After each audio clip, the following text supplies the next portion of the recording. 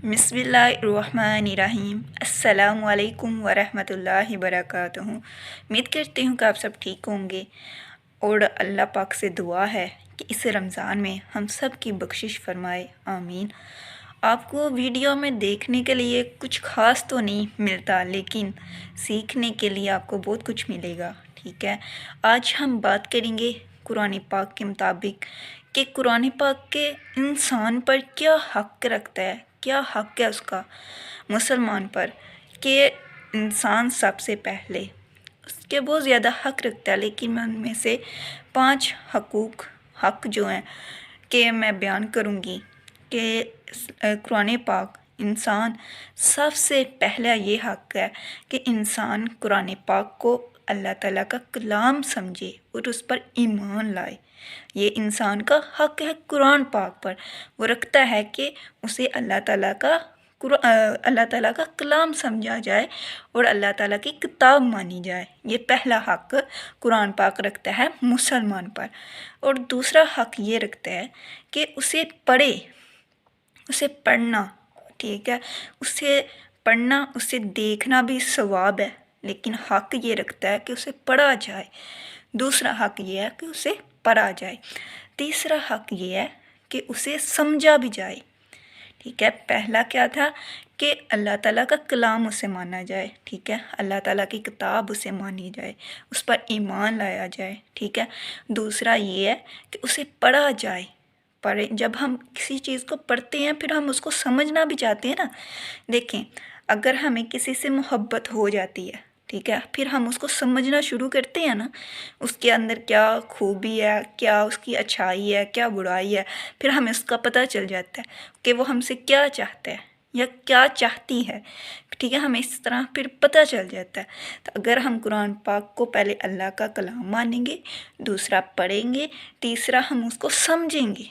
देखें, फिर हम पढ़ रहे हैं ना उसको, अब हम उसको समझेंगे कि वो हमसे क्या कह रहा है, कि अल्लाह ताला हमसे क्या हुक्म हमें दे रहे हैं, हमें क्या करना चाहिए, किस तरह ज़िंदगी गुजारनी चाहिए, ठीक है। हमें फिर उसको समझना है।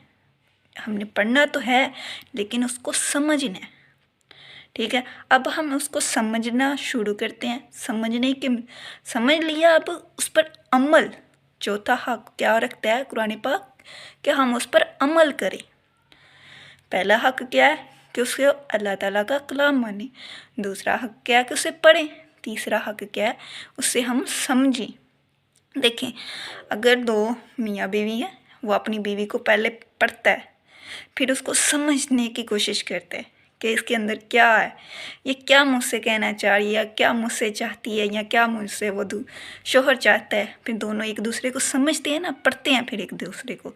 तो इसी मैं मिसाल दे रही हूँ, मैं समझाने के लिए ये अल्फाज इस्तेमाल कर रही हूँ, लेकिन मैं कुरान पाक एक मिसाल दे के आपको समझाने की कोशिश कर रही हूँ कि कुरान पाक हम पर इस तरह हक़ रखता है, ठीक है।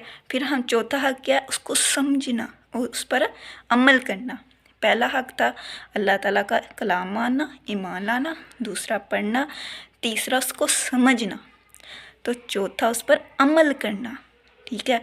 अगर हमें किसी की ख्वाहिश का पता चल जाता है, अमल हो जाता है, इल्म हो जाता है, फिर हम उसको अमल करने की कोशिश करते हैं।